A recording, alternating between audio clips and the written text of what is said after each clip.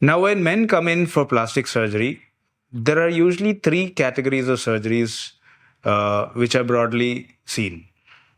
One is hair transplantation, the second is gynecomastia, and the third is liposuction. Now, hair transplantation, as you all know, is commonly done in men, especially because of balding. Now, balding is something which is universal. It'll happen mostly at some point of your time. The only question is when is it going to happen and how badly is it going to happen. So, hair transplantation is one of the most common reasons why men approach us for plastic surgery.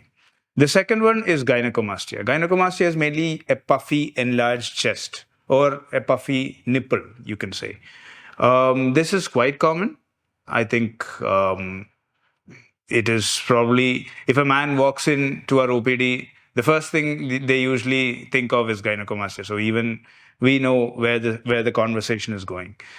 Gynecomastia is a quick procedure, a daycare procedure. You come in on the day of surgery, leave the same evening. We have a special innovative technique wherein there are absolutely no scars on the chest which are visible. And this is why we get patients from all over the world for gynecomastia to our center here in Sunrise Hospital. The third procedure, which is commonly seen again, is liposuction. Liposuction is mainly for the body. It's mainly chest contouring or body contouring.